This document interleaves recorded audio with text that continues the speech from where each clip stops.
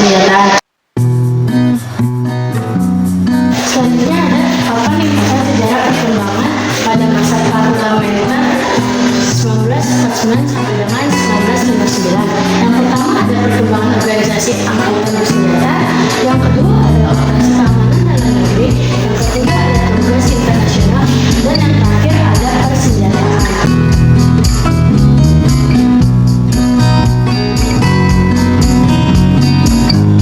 Yang terakhir ada masa Orde Lama tahun 1999 sampai dengan 1966. Yang pertama ada penyatuan organisasi keamanan dan kepolisian, yang kedua ada operasi keamanan dalam negeri, yang ketiga ada tugas internasional, dan yang terakhir ada persenjataan.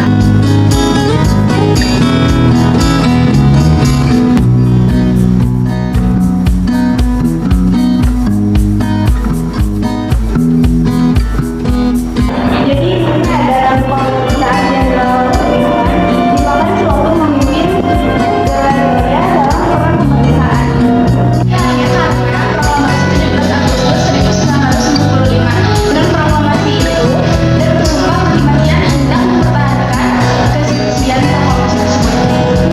Kita udah memasuki sebuah ruangan, yaitu ruangan Soeharto. Di sini kita disambut dengan patung-patung besar. Patung besar yaitu patung Soeharto.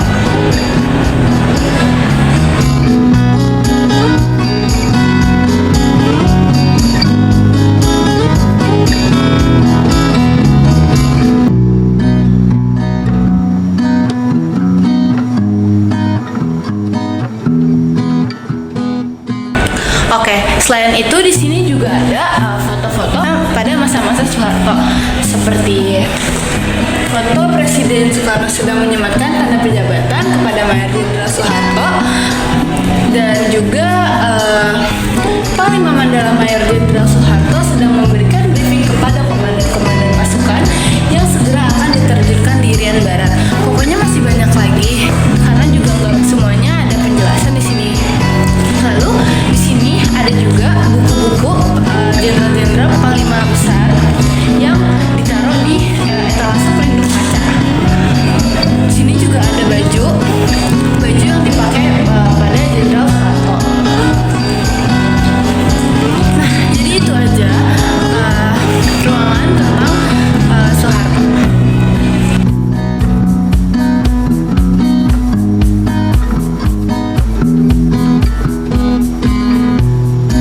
Ini semua adalah tanda pangkat.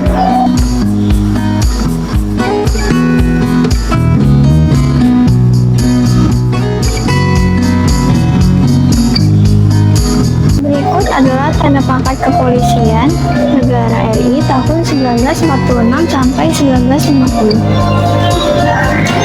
Ini tanda pangkat TNI AU tahun 1946 sampai 1950. Di sini aku akan menjelaskan tentang tanda bahaya dalam perang kemerdekaan. Bukan hanya tentara atau prajurit Indonesia saja yang bekerja, tapi di sini rakyat dan remaja Indonesia pun juga ikut. Di sini mereka ikut serta dengan membantu membunyikan alat tersebut untuk memberitahu tentang bahayanya saat Belanda ingin menginjakkan kaki ke Indonesia.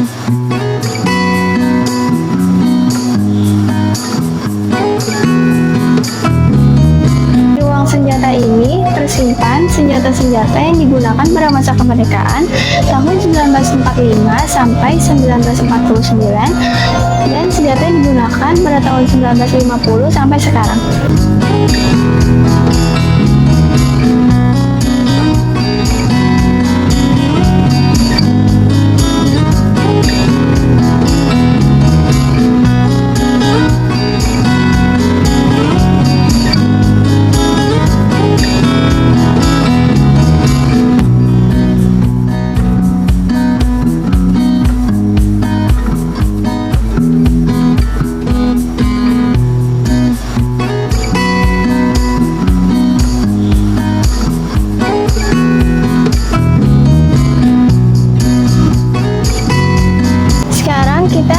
diorama 3 dan diorama 4.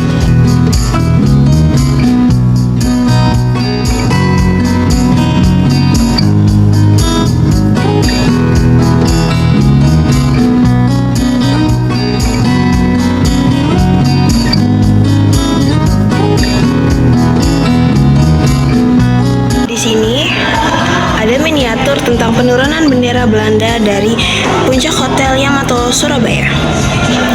Penurunan bendera Belanda dari puncak Hotel Yamato, Surabaya, 19 September 1945. Pada bulan September, pemerintah Republik Indonesia di Surabaya mengeluarkan larangan untuk mengibarkan bendera lain kecuali bendera merah putih. Barang siapa yang melanggar akan ditindak.